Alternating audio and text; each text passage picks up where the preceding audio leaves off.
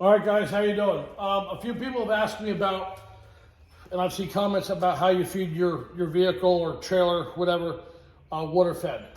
Now, this here is my reel. It has a 1-inch manifold to it. 3/4 hose. This hose here is very stiff. I forget what type it is, but I ordered it for soft washing from a certain vendor, and they promised me it was pliable, but it's not. This stuff is very stiff. Heavy, which is great for water feed. Dragging it across curbs, parking lots, whatever, it worked really well. Plus, the main thing, this is my soft wash hose. This, I think, is a Curry Tech 1156, which is great for soft washing. But it's soft. And when you really reel it up, it compresses in the reel, which is no good. Because I don't use this reel. I only use this for storage. This one here, it goes through the hose and so forth. So this works real well. Will not squish in there at all. Now, the reason why I have a cam lock here is, number one, I can hook up to my fire hydrant meter when I don't want to run a big hose. I can cam lock it. I can also grab some extra hose, carry it with me, hook it up in here. But the main portion is, if you look right here, is this. Okay, this is what I grab when I throw the hose over my shoulder, grab this, I go to the customer's hose bib. This here I use because we all know sometimes these hoses are stuck in the mulch. These bibs are about an inch or two off the ground, or they're in a real tight predicament. So what I do is I just screw this onto the house first, let this take the brunt of it, because this will flex. Plus these are $5. You're not damaging your expensive hose and fittings. Also, it's easy to quick disconnect if you want to move the vehicle. Sometimes we have to reposition a commercial, residential, what have you. And it's easy just to pop it off. Now this wrench here, see this wrench? In order to fit this wrench is huge. So I went, you go to a swap meet, flea market, whatever, go through your bunch of wrenches, see if you can find a China wrench that will kind of get close to this. I just took a die grinder, a cutter, and just cut into this and worked it until it fit this. Because and then what I did was I cut it off and I welded a steel pipe on here. You can see that, and I wrapped it. Now this has been wrapped for about 3 years now.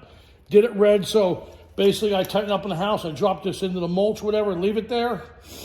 And when I'm done, if you notice right here, this is a threaded 3/8 rod with a bracket here. These brackets are for like electrical.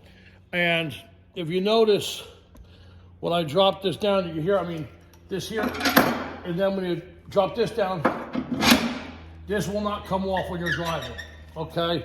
So it's nice. Before you leave, you can take a quick look at this. You make sure you have it back on the rig. Now let's talk about this setup here a little bit. We got a 1-inch manifold.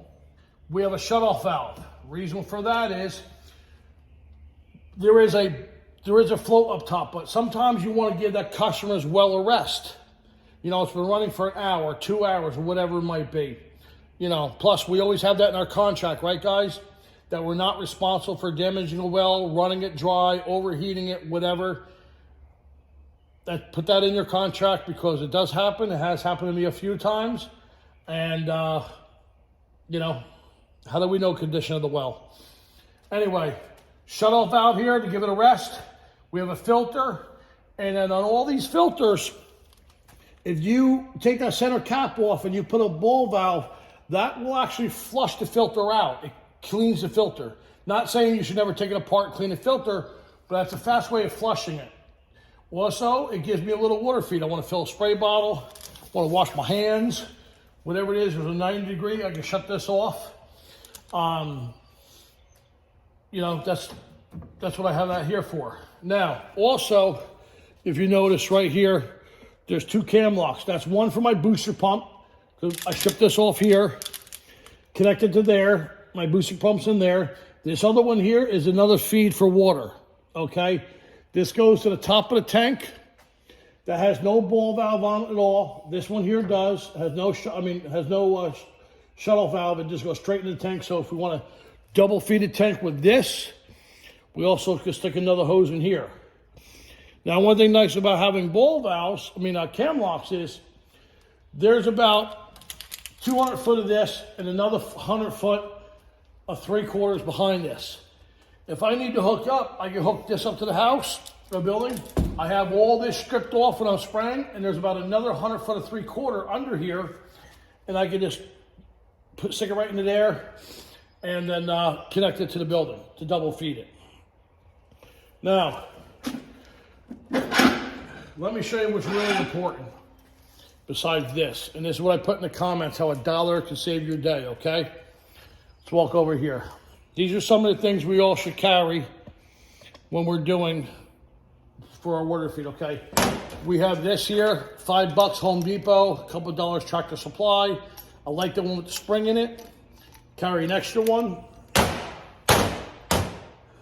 Always carry extra seals. I like them with the little tits on them so they don't pop out.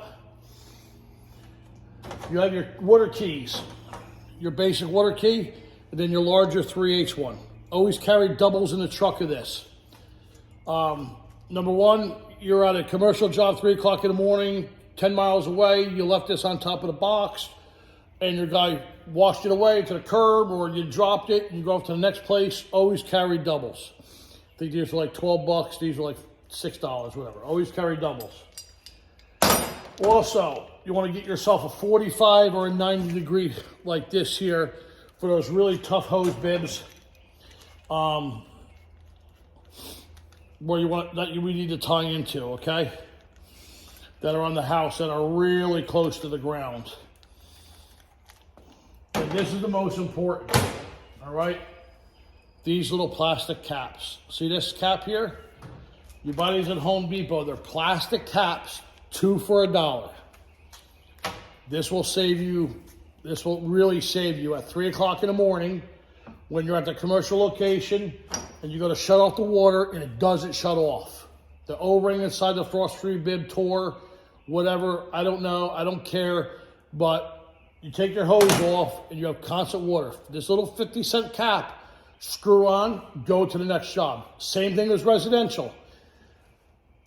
I've had it happen to me probably 3 or 4 times. You're at a residential job, you unscrew that one and it's really hard, and you go to shut it off and it just doesn't shut off completely. If the customer's not home, you're afraid to leave because the basement will be flooded, what have you. Put this little 50-cent cap on it, inform the customer, and move on. Not your problem. That's what I'm saying. These little things here, I don't want to hear, oh, it's never happened to me. I've been in business 30 years. Don't give a shit. For $1, for 50 cents, put it on the truck. Put it on the truck, this little cap here. All right, guys. So I hope these little tips will help you out. Keep on spraying.